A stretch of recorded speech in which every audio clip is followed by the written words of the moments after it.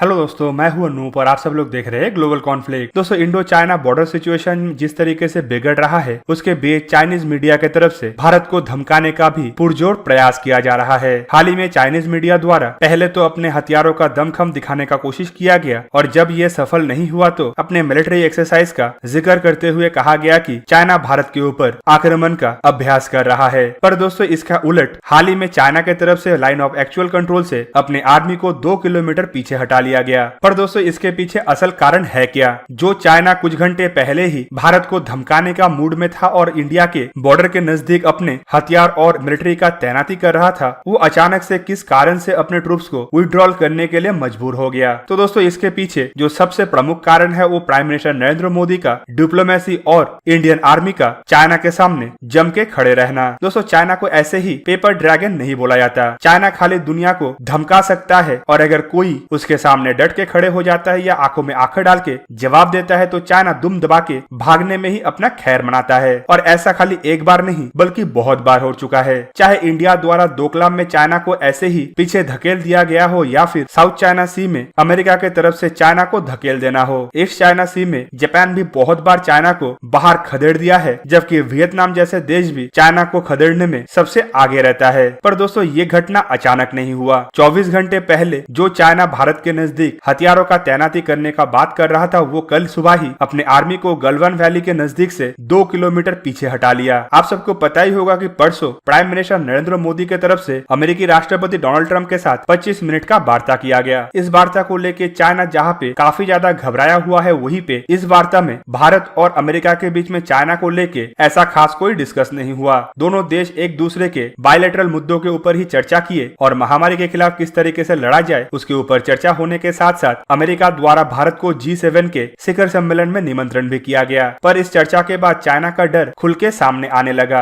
China के foreign ministry के spokesperson द्वारा बयान देते हुए बताया गया है कि भारत और चाइना के इस विवादों के बीच में किसी तीसरे कंट्री को लाना नहीं चाहिए, जबकि दोनों देशों के बीच में बॉर्डर के मुद्दों को सॉल्व करने के लिए बहुत सारे मैकेनिज्म तैयार भी है और इन मैकेनिज्मों के ऊपर चर्चा भी किया जा रहा है। तो दोस्तों, इंडिया और अमेरिका के बीच में जो बातचीत हुआ है उसे लेके चाइना कितना डरा हुआ है, इसी से ही आपको पता चल रहा होगा। पर दोस्तों, इस बातचीत में चाइना का चर्चा नहीं होने के बावजूद चाइना इतना डरा हुआ क्यों है? हाल ही में अमेरिकी प्रेसिडेंट डोनाल्ड ट्रंप की तरफ से कहा गया है कि G7 का जो ऑर्गेनाइजेशन है वो काफी कमजोर और पुराना हो चुका है और इसे रिफॉर्म करना जरूरत है। और इस जरूरत को दर्शाते हुए ही G7 के कंट्रियों में भारत, दक्षिण कोरिया, ऑस्ट्रेलिया और रशिया को शामिल करने का बात उठाया गया। और प्राइम मिनिस्टर नरेंद्र मोदी जब अमेरिकी प्रेसिडेंट डोनाल्ड ट्रंप के साथ बात किए तो इस बात का पूरी खुलासा हो गया कि भारत आने वाले समय में G7 में ज्वाइन हो सकता है। भारत को G7 में शामिल करने के लिए खाली अमेरिका इच्छुक नहीं है बल्कि ब्रिटेन के तरफ से भी ऐसा ही एक प्रस्ताव दिया गया है। और पिछले साल के G7 में के मीटिंग में फ्रांस के तरफ से भारत को स्पेशल गेस्ट के तहत बुलाया भी गया था।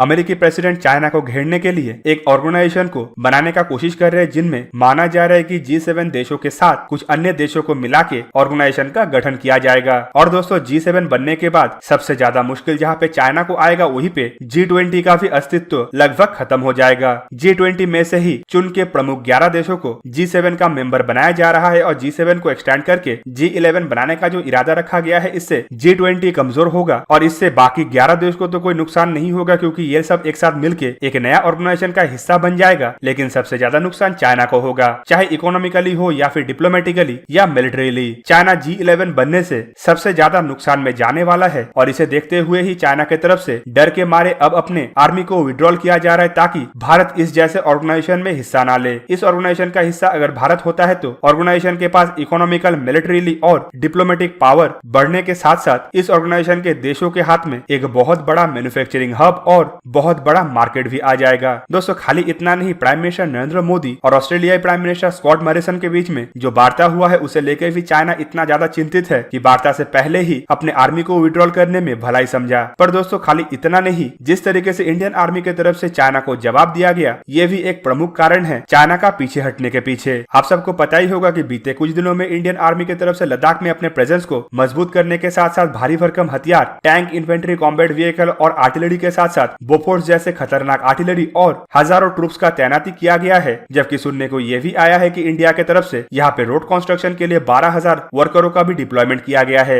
इसके अलावा एयर स्ट्रिप और इंडियन एयरफोर्स को भी इस एरिया में मजबूत किया जा रहा है और इंडिया के कम्युनिकेशन और ट्रांसपोर्टेशन को भी इस एरिया में बीते कुछ कुछ सालों में काफी ज्यादा मजबूत किया गया है, जिसका सबूत हाल ही में आप लोगों को पता चला होगा जब चाइना द्वारा इस एरिया में डिप्लॉयमेंट के लिए 12 दिन का समय लगा, वहीं पे इंडिया द्वारा चाइना से करीबन 4 गुना डिप्लॉयमेंट सिर्फ 5 दिन में कर दिया गया। और खाली इतना नहीं, इंडिया अपने रिजर्व को इतना ज्यादा मजबूत करके रखा है कि जरूरत पड़ने पे कुछ घंटों के नोटिफिकेशन में ही बॉर्डर तक हजारों की संख्या में सैनिक और रसद के साथ साथ इक्विपमेंटों को भी पहुंचाया जा पाए। डोकलाम के समय में भी ऐसा ही हुआ था, जब इंडिया द्वारा हजारों की संख्या में सैनिकों को चाइना के सामने खड़े कर दिया गया था और चाइना इसे देख के ही डर के मारे अपने आप को पीछे हटाया था। और इस बार भी लगभग ऐसा ही हो रहा है, जबकि माना यह जा रहा है कि बाकी बचे एरिया से विड्रॉल करने के लिए चाइना 6 तारीख को एक मीटिंग में भारत के साथ अपने फेस सेविंग के लिए कुछ मुद्दों के ऊपर चर्चा कर सकता है, ताकि अपने देश के जनता को भी थोड़ा बहुत खुश किया जा पाए। तो देखना यह है कि 6 तारीख में दोनों देशों के बीच में किस बात के ऊपर चर्चा होता है और किस तरीके से चाइना दुम दबा के लद्दाख और दूसरे एरिया से अपने ट्रूप्स को पीछे हटाता है। तो दोस्तों, आप लोगों को क्या लगता है कि इंडिया की तरफ से जिस तरीके से डिप्लोमेटिकली और मिलिट्रीली जवाब दिया गया है, ये चाइना का फॉल्स पावर प्रोजेक्शन का पोल खोलने में कितना कारगर है? कमेंट करके जरूर बताइए। साथ ही साथ ऐसे ही वीडियो को देखने के लिए मुझे इंस्टाग्राम, ट्विटर और फेसबुक में सपोर्ट कीजिए। और अगर आप लोगों को ये वीडियो अच्छा लगा हो तो इसे लाइक कीजिए, अपने दोस्तों के साथ शेयर कीजिए और मेरे चैनल को सब्सक्राइब करना मत भूलिएगा और सबसे बटन के साइड बना हुआ बेल आइकन को भी प्रेस कर दीजिए और मेरा वीडियो देखिए सबसे पहले। जय हिंद।